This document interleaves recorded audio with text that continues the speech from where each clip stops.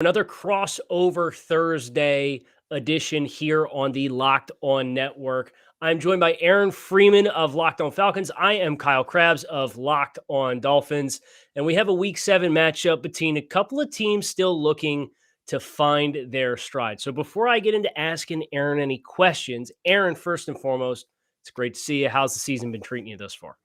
It's been pretty good. The Falcons are getting better as things go. I know it's not necessarily trending that way for the Dolphins this year. So, it does seem like one of these teams going into this weekend is a little bit on the rise coming off of their bye week. The Dolphins elected not to have their bye week after their London game. So I'll be curious to sort of see what version of the Dolphins shows up this weekend. And it does not seem, at least based off of the first couple of weeks, that they're trending in the right direction.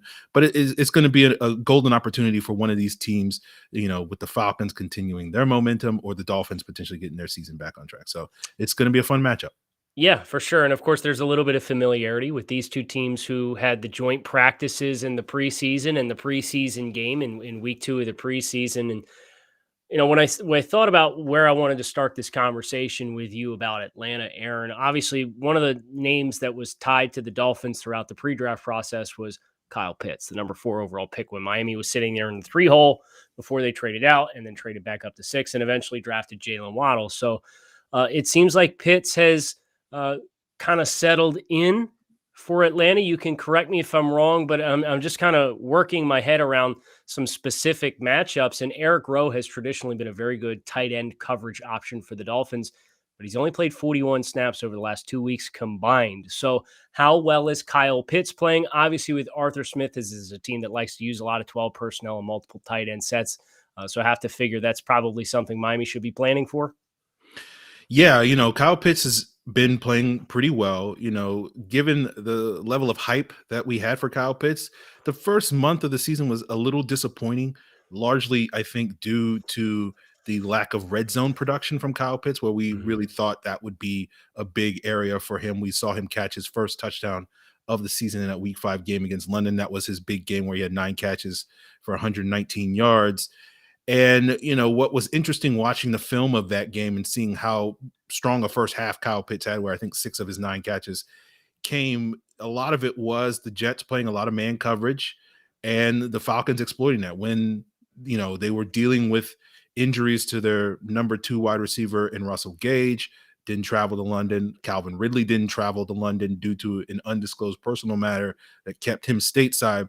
And so you needed to see the Falcons funnel their offense through Kyle Pitts in that Jets matchup. And they were effective at doing that early on in the game, in large part due to, I think, the fact that the Falcons, when Matt Ryan was seeing man coverage pre-snap, he was like, I'm going to the one guy that I know is the team's most reliable pass catcher. And we saw that with Kyle Pitts. And so I'm very curious to sort of see with this matchup, given, at least from my perception, Miami's prevalence to play man coverage. I noticed looking at some of the PFF data that when the Dolphins went up against the Raiders a couple of weeks ago, that it seemed like Byron Jones was getting a lot of those matchups against Darren Waller. And you talk about Eric Rowe. We saw that matchup between Eric Rowe and Kyle Pitts during the joint practices earlier this summer. So I'm very curious to sort of see how the Dolphins decide to try to match up with Kyle Pitts. But I think certainly given where we've seen Kyle Pitts most recently against the Jets, that, this relationship, this rapport between Matt Ryan and Kyle Pitts is really starting to solidify, and I expect him to potentially have a big week this weekend. Yeah, Miami without Xavier Howard and Byron Jones this past weekend against Jacksonville, and they definitely played a lot more zone. And as I'm thinking about what they had in the middle of the field, whether it was Andrew Van Ginkel or Elan and Roberts or even Jerome Baker with some of the zone drops underneath, even if they try and zone him up, I think Kyle Pitts is going to have a lot of room to work. But this isn't the only skill player that I'm interested in asking you about. You had mentioned Russell Gage and Calvin Ridley did not travel to London for various reasons. But what in the hell has gotten into Cordarrelle Patterson with him just being a dude who's all over the field? I mean, I remember watching him at Tennessee at wide receiver. When he first came into the league, he was really exciting. And what is it about this offense that has allowed him to find so much fresh life in his production as an offensive weapon? Yeah, the first couple of games, it was really just basically the Falcons' offense was very dink and dunk, and because of some of the offensive line struggles that they were dealing with, it led to Matt Ryan checking the ball down a ton. And a lot of those checkdowns went to Cordarrelle Patterson, and we got to see Cordarrelle Patterson showcase that kick return ability, that dynamic ability with the ball in his hands, given his size, his speed, and whatnot. Just basically turning simple checkdowns into big plays for the Falcons. He's been because of some of the lack of production that we've seen with Kyle Pitts and to a lesser extent Calvin Ridley in the red zone. It seemed like Cordarrelle Patterson was their go-to guy in the red zone, and that led to him scoring a bunch those first couple of weeks. And I don't know if he's still at the top of the leaderboard in terms of touchdowns scored this year, but he certainly was through the first month of the season. And then the last couple of weeks, given some of the injuries that they've had at the wide receiver position, the Falcons have been utilizing him a lot more as a wide receiver, particularly rather than having him be a playmaker out of the backfield like it was the first couple of games. It's a lot more being split out wide, lining up in the slot, and we've seen some big plays from him in that role. He had a 42-yard touchdown against Washington. He had a second touchdown later that game on a check down, as I mentioned earlier, and then he went, toe to toe against Washington's top corner in Kendall Fuller late that game, and basically mossed him on a fade route. And so we're seeing sort of Cordarrelle Patterson be this very versatile piece for the Falcons, whether it's lining up in the backfield, out wide, in the slot. And, then you have sort of his go-to strength over the years, which is, the kickoff game. So he's able to really impact this Falcons team in a lot of ways. And we're just sort of waiting for that big kick return for a touchdown, potentially later this year, in addition to what he's contributing on offense. So certainly a player that has been, arguably the team's most valuable player through this first 5 weeks of the season. And the expectation is we'll continue to see that as the Falcons try to get more out of some of their other player makers like Kyle Pitts and Calvin Ridley and Russell Gage moving forward. Dolphins fans, if Cordarrelle Patterson indeed does run a touchdown back against the Dolphins, just know Aaron was the one who put the hex on it. It was not me. He said it. He put it into reality. I wanted to ask you one more question about the offense, and it's about the offensive line. Obviously, Matt Ryan, it was kind of a controversial decision, perhaps, with the decision to trade Julio Jones, but not draft a quarterback there with the number 4 overall pick, and Arthur Smith coming in there. And obviously, his offense is very play action oriented, and he likes to run the football. Obviously, his pedigree at Tennessee with the Titans. So how well has this offensive line acclimated to a new style of play? And how would you say the style of play and the play calling helps or amplifies any of the soft points that you have up front? And I ask this because Miami, they do have a lot of success in finding pressures, but they're not consistently getting to the quarterback and finishing in a lot of ways. Well, this weekend's matchup is going to be interesting because the Falcons going to be potentially down their right tackle, and Caleb McGarry went on COVID over the bye week, and so the expectation is that they will probably wind up starting Jason Spriggs, who's been sort of filling in as their swing tackle so far this season. And so that's going to be a potential test. And you're talking about finding exploitations. And as I understand it, that's typically the side of the D line that Emmanuel Agba lines up on. And, from my observation, he's been Miami's most consistent and reliable pass rusher. So I think that's an opportunity for Miami to exploit there in this particular matchup. But with the offensive line, it's been a work in progress. They really struggled in those first couple of games, particularly against Philadelphia in week 1, is sort of with this new look unit. The positive is with their sort of adaptation to Arthur Smith's offense is that, this offensive line over the years under Dan Quinn and general manager Thomas Dimitroff, they were built to be an outside zone blocking offensive line. And those were the pieces that they added over the years. And that became a little bit of a problem when Dirk Cutter was calling plays in 2019 and 2020, because that's not really Dirk Cutter's inclination to run that type of scheme. It was kind of a square peg in a round hole with some of the play calling there. So you're seeing a little bit more of a natural fit for several of these players, but you're not really seeing the excellence in terms of your expectations for this running game up front. Jake Matthews is not particularly doing a great job run blocking this year. Caleb McGarry has been up and down this year. The two new starters on the interior with Jalen Mayfield, the rookie left guard out of out of Michigan that they took in the third round. Their second year center, Matt Hennessy. Hennessy's been doing a pretty good job. Mayfield's been a little bit more of that square peg. He wasn't necessarily a guy that you pegged as this is a guy that's a perfect fit in an outside zone scheme, particularly now that he's playing guard, making that conversion to right tackle. So that's been a little bit, inconsistent. And so the offensive line is making progress, particularly in the run blocking, but we haven't quite seen it there. We've seen ups and downs when it comes to pass protection, with Mayfield probably being their weakest link up front, and that's been exploited a number of times given some of the high level D tackles that the Falcons have faced over the first 5 weeks of the season. So the offensive line is a work in progress, but I think in general things are trending in the right direction. But I don't know if this week, given that they're down McGarry, is going to be the week where it all sort of comes together and we start to see this offensive line really solidify. I think that's something that we'll just have to wait and see maybe later this season. Aaron, I got one more for you, and it's on the defensive side of the ball. How's the health of this side of the ball look, and how well have they adapted to Dean Pease, who is a great addition from a coaching staff perspective as the defensive coordinator this year? Obviously, a bit of a departure from the Dan Quinn style and school of thought on the defense. Yeah, as far as injury related, they seem to be going in the right direction. They did lose nickel cornerback Isaiah Oliver for the season.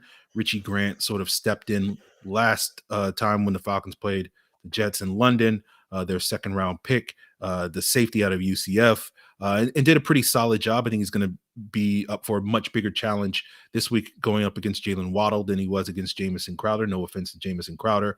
And so we'll see how that goes. They're dealing with some other injuries at that nickel cornerback position with Avery Williams, who stepped in for an injured Isaiah Oliver earlier in the season. He's coming back from an injury. Eric Harris, their starting safety, is coming back from a calf injury.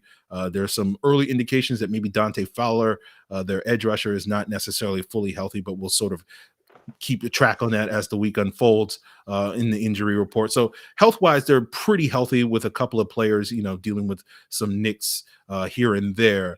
As they adapt to Dean Pease's defense, it hasn't been pretty. Obviously, if you've seen any of the numbers that are showing that the Falcons have been one of the weaker defenses in the NFL so far this season, that's been kind of reflected on the field. They don't really have much of a pass rush.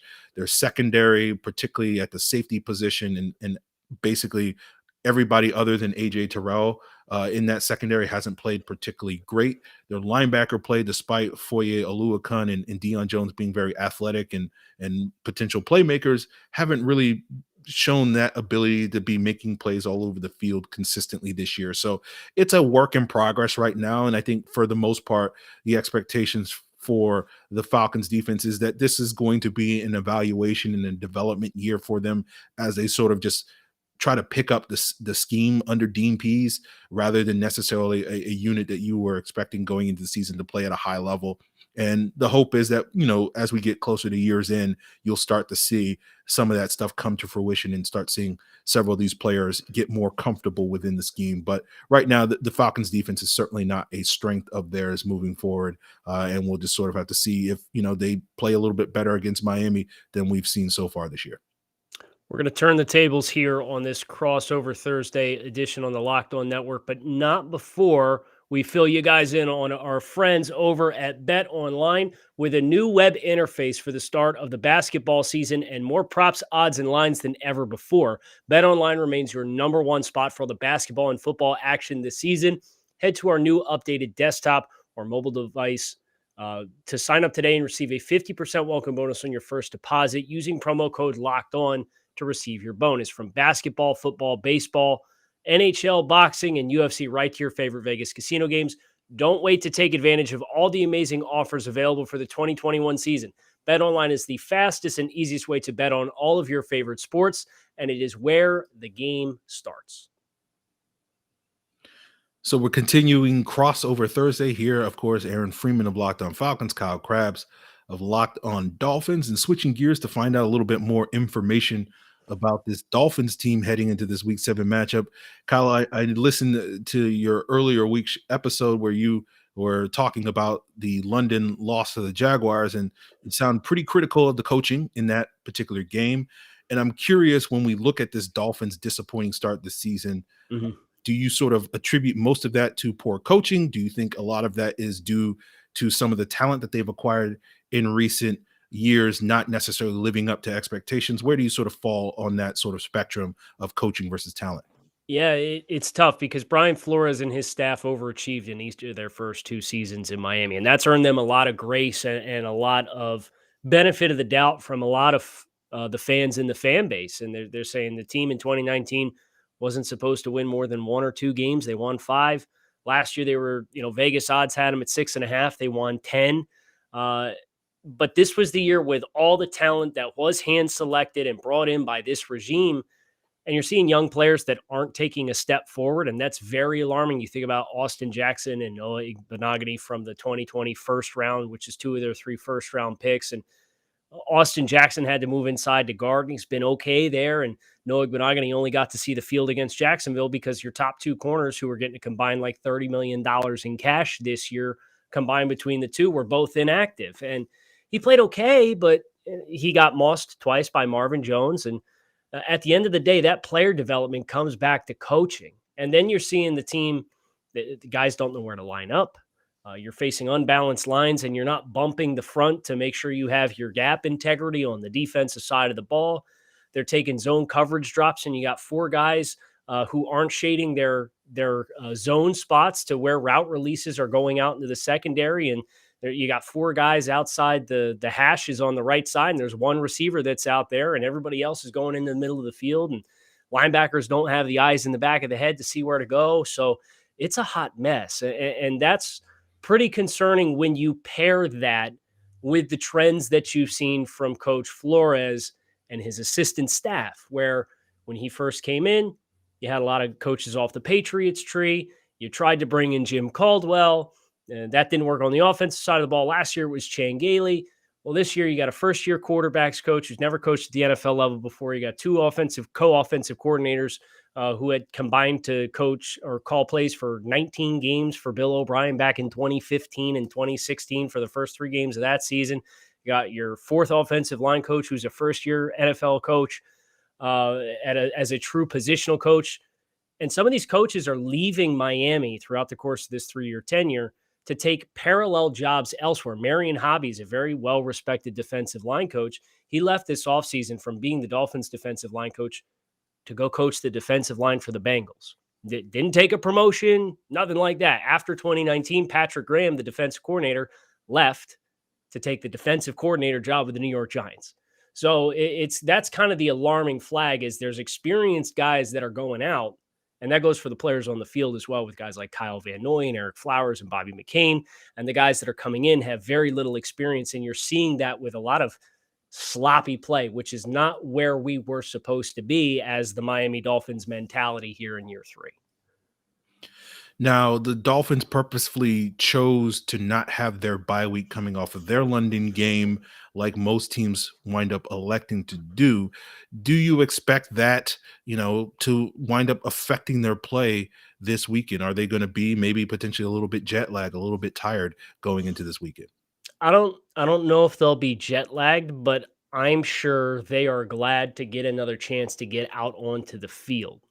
With the way this season has started at 1-5, the message within the building and whether or not it's falling on deaf ears is hard to say at this point, because the success or the results aren't changing. But it's keep going with your preparation, keep preparing the same way, keep doing the same things. Eventually, the results are going to fall into place. We're practicing the right way. And you've kind of heard some of that on Wednesday between Coach Flores and some of the players who spoke, saying, we're excited to be playing football this weekend. And quite frankly, they need as many reps as they can get, because there's just so many mental miscues and so many things that need to get cleaned up. And the only way you're unfortunately going to get there is reps. And I think that's the big litmus test for Miami now at this point, is what are you able to do with these next 11 games? Because the first 6 is a disaster based on where expectations were. Now, we talked a little bit before briefly about the reshuffle along the Dolphins offensive line with Mhm. Liam Eichenberg kicking over the left tackle, Austin Jackson kicking inside the left guard, some changes at center, I think, due to an injury to Michael Dieter as Mhm. well. From my eyes watching the London game last week against the Jaguars, it seemed like that offensive line held up reasonably well against that Jaguars pass rush. Do you feel like the efforts so far of reshuffling are bearing fruit? Is this going to be potentially the starting five that we see on Sunday against the Falcons going to be the permanent starting five for the rest of the season? And how well do you feel about, potentially Austin Jackson going up against a defensive tackle of Grady Jarrett's caliber? Do you feel like that's a matchup that he can potentially handle? The problem with Austin Jackson always comes back to his first punch, and it's timing, it's placement, it's having your feet in the ground so you can have power behind it. And a quick player like Grady Jarrett is going to be a big headache for Austin Jackson. Now, ideally, you'd get some help from Greg Manns at center, who is stepping in for Michael Dieter. And I think the level of play there at the center position has been fairly stable throughout that transition. So I've been encouraged by that from Greg Manns' perspective. And like what Robert Hunt on the other side at right guard has been able to do. He's settled down. He's only given up 6 pressures over his last 3 games combined after giving up 10 in the first 3. So he was playing right tackle for the team at the end of last year. And I think that's another variable for this team in which like everybody's all over the place. Liam Eichenberg was drafted.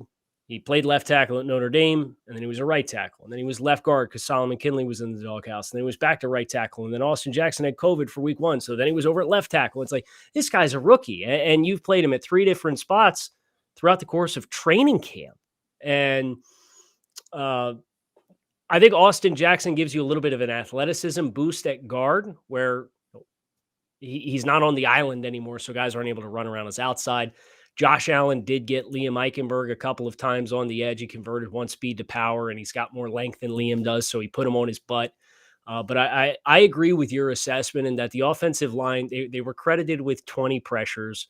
Almost half of them came from Jesse Davis at right tackle, who they are so stubbornly married to play in the group of 5. And he's the guy who missed the block that broke to his ribs in week 2. He is consistently giving up pressure. It seems as though they like him because he's well versed and experienced. He's the oldest player. He's the veteran of this group. But I think you're really gonna, if you want to have success, you're gonna get Austin Jackson with that one-on-one matchup that you like. If you can dictate some 5-0 blocking surfaces where guys got to go man on man, or just bring pressure on the outside of 77 at right tackle, and you're going to get to Tua just because that's the way it's been all year long.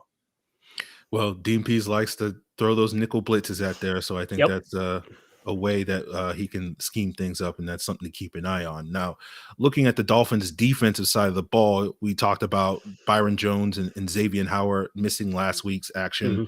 Mm-hmm. I'm curious what their sort of statuses are going into this weekend because I imagine their presence is going to be potentially important. Given the presence of Calvin Ridley and his return to the Falcons lineup, we saw sort of in those joint practices, the Calvin Ridley versus Xavier Howard matchup was sort of must see television in that sort of back and forth there. And, as we spoke earlier, given Miami's propensity to play a lot man coverage, you kind of need somebody out there to cover a player like Calvin Ridley. I'm curious, where do you sort of feel where this Dolphins secondary is headed into this potential matchup? So all the players who missed the game against Jacksonville with injuries were participants in the team's walkthrough on Wednesday. So that's a step in the right direction. I would definitely expect that Byron Jones will be back. Xavier is a little tougher. He's had more injury issues throughout the course of his career to this point in time, a lot of lower body stuff that's concerning. I also would not be surprised if he ends up being somebody who is a trade candidate if we get to the deadline and Miami decides to sell, in which case they may choose to be more conservative with Xavier Howard. They kind of had a handshake agreement amongst the holdout that Howard had in the summertime when he wanted to get a pay raise, that they were going to revisit his contract this offseason at the start of the league year and rework his deal. And he's requested a trade from the team multiple times in the last couple of years. I can't imagine he's very happy to be 29 years old, kind of on the edge of that cliff of that magic number of 30 for corners, and has the injury histories that he has, and is on a 1-5 football team. So I'm not really sure. That's a lot of speculation. There's nothing concrete there at this point in time. Don't want to act like I'm bringing something out of thin air here, but Xavier, it would certainly help the cause to win the football game, because he would be the one that you would put on Calvin Ridley.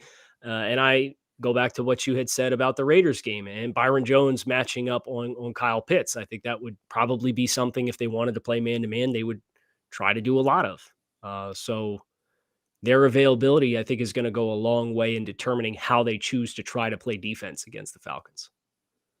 Now, the last question I have for you, Kyle, is about Tua and his performance. And, I was very impressed with Tua's play in the preseason. I know it's preseason, but it seemed like whenever the Falcons were able to get pressure, he was able to sidestep that. It seemed like, as you mentioned, Jacksonville was credited with a lot of pressures, but it did seem like Tua tended to look pretty good dealing with that pressure. Where are you at with Tua's performance so far, not only from a pressure standpoint, but sort of being that sort of decisive franchise quarterback? I know he had a pretty rough interception against Jacksonville, but outside of that, it seemed like he played particularly well. Where are we at with Tua in terms of his potential as this sort of cementing himself as that long-term guy in Miami? Yeah, you definitely wish that you could have that throwback. You wish you could have the interception that he threw with about 4 minutes left in the fourth quarter against the Patriots back. Those two turnovers were kind of like WTF throws. They were like young quarterback trying to make too much happen, or not understanding that I can't work back to that progression that late and hope to get that throw there. Um, I've liked what he's done from a mobility within the pocket standpoint. He used his legs selectively against the Jaguars. There were a couple of times in which the middle of the field was open. The offensive line managed to open up some lanes for him, and he tucked it and ran and protected himself well. So I think he's showing fairly well, but I don't get the sense the coaching staff has a lot of confidence in Tua. You get the 4th and 1. He's 10 of 12 passing in the fourth quarter of a 20-20 football game. You're on your own 48-yard line, and you give it to Malcolm Brown. And you don't even call an RPO. It's a straight run call. And there's been a number of times. The Jacksonville game was one. The New England game was another one, where you have a pretty successful early script where he's on scripted plays and you score points. And then you get off the script and the offense disappears, and we shell up and we get really conservative to the point where, either it's an end of half situation where you got to play with some tempo and go get points and you open things up a little bit. And going back to 2020, he was pretty successful in those situations. Or you're at the end of game scenario, like you were against Jacksonville when they took the 20-17 lead, and you got to put your foot on the gas. And he was successful in that situation as well. So I have a really hard time figuring out where the variables fall with how much of this is the coaching staff's belief in Tua, how much of it is the struggles of the offensive line, how much of it is limitations of Tua. And that's not where you want to be, 22 games into drafting this guy. And it just kind of feels like he's got a lot of variables that he's going to have to overcome. But he's shown flashes in the ability to do it. And I think that's what makes this 11-game stretch for him so important, where if you get the guy that played against Jacksonville the rest of the way, you feel really good about his chances to be successful. And any changes that you make are probably going to be made in mind with catering to what he does well. But if he does not do well, we've all heard the rumors about Miami's interest in another quarterback. And I wouldn't dismiss those depending on how the final 11 games of the season go for Tua, but I'm cautiously optimistic based on what we saw against Jacksonville. Okay. So I think this is going to be obviously an interesting matchup for both teams. Certainly some things that both teams are looking to sort out. I believe the line is that the Falcons are what? I think it's Falcons minus 2.5. Yeah, I think so. Yeah. So, where are you kind of feeling with that line? If you can give the listeners maybe some recommendations if they head over to betonline.ag. Oh, I like the plug there. That's slick. I'll say the same thing that I said last week against Jacksonville, and I thought that was going to be a 3-point margin of victory.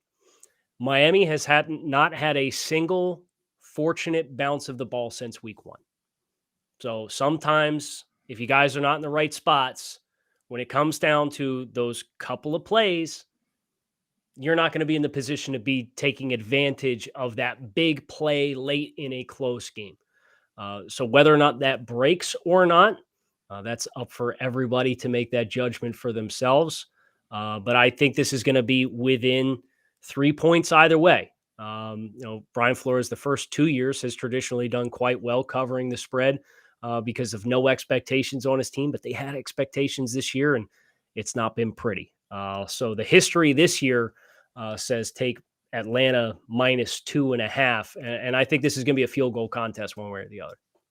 Yeah, there haven't been too many times this year where I've felt the need to express optimism with the Falcons being able to cover, and it feels like a weird place, given these last couple of years in Atlanta, to sort of be picking the Falcons in a game. But I feel like that's the direction I would probably lean in regards to the spread. But there's been so many times where I've been confident, picking the Falcons in this situation and come to eat those words later on. So we'll see how it all plays out. But maybe this is a brand new era under Arthur Smith and this coaching staff. And maybe, people can actually start making some money off the Falcons moving forward. It's going to do it for us on this crossover Thursday here with Aaron Freeman, Locked on Falcons, Kyle Crabbs, Locked on Dolphins. Greatly appreciate everybody carving some time out of your day to watch or listen to the program. Make sure you keep it locked in right here on the Locked On Network. Your team every day. We don't just say it, we live it. Make it a great one. Hope everybody enjoys the weekend of football.